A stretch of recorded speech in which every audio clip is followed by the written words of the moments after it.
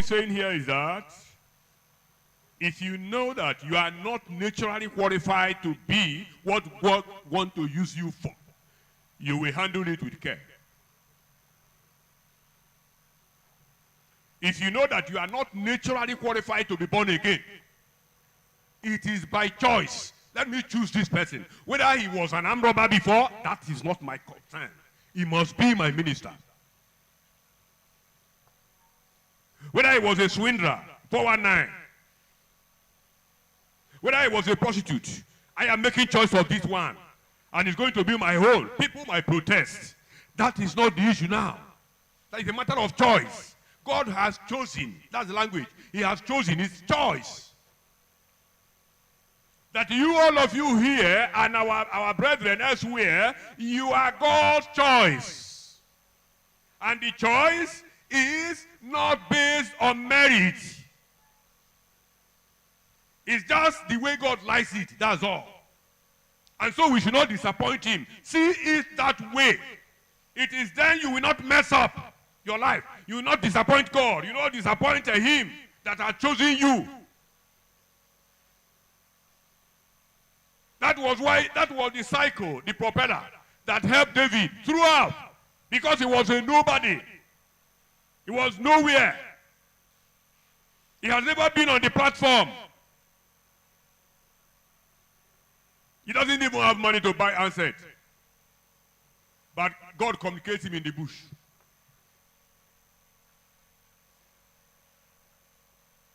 And I want to tell you, God's champions are usually from the rear, not from the forefront. Lie. Go and read the Bible from Genesis. The people that God made use of, they are not at the forefront. They are usually at the rear, at the back. When God went for Saul, you know what Saul complained? I am from Benjamin. My family is this. Who am I? Who am I? This and this. Gideon said, no. No. I'm from Manasseh. My family is useless. And I was the least of them. I am the least qualified. Angel, please don't provoke me. I'm angry already because of this Canaanite. Say, no, you are the one. I've seen something in your mind that is protesting against colonialism or against intimidation or affliction. I've seen it, and that's the quality I need. The battle is the Lord. Say no. That's complaint there. Moses said, I cannot speak. I'm a stammerer. I cannot talk. I don't want to ridicule myself in public. Go and check it. The people are usually from the rear. If you see anybody parading himself as a leader, forget about it. He can't lead. Lie, cannot lead. Put him there for 6 months. You will see what I'm talking about. He can't lead.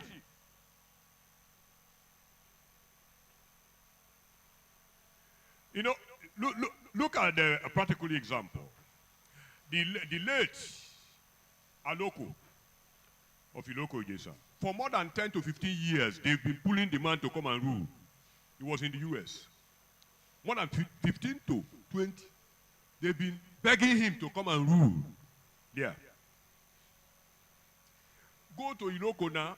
You know, if the man has been the king of Elisha, I tell you, Elisha would have been a city. Go to Iloko now. What he put down there remains. He was running away. But if you see people killing themselves, hiring higher killers, threatening one another, they can't rule well. That was why God abandoned those who claim to be champions in the town. And God is looking for you. You. He's looking for you. Don't disappoint him. He's looking for you. Don't disappoint him. Not that you are qualified. Don't see yourself as somebody. No! I am whom I am by the grace of God. That's a privilege. If you look at 1 Samuel chapter 2 verse 8 here, say you were the one that brought a beggar from dunghill. Why should God go to a dirty place to pick his own candidates? We are in sin. We are dead in sin. And God had to sort that out.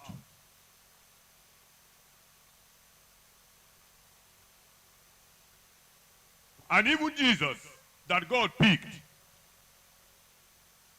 The tribe he came from, there was no prophecy that a high priest will come from there. He was from Judah. Levitical priesthood continued. And but God moved away because there's need for a change of priesthood. God wants to establish a new order. New thing. That is why we are privileged. Say, I will not disappoint God. The plan and purpose of God for my life will be fulfilled. Now look at the second point. You say, the rising king. The word rising there means that king was not erect before. He was at the floor. He was down. When you say God ordained, it means somebody higher than you made you what you are.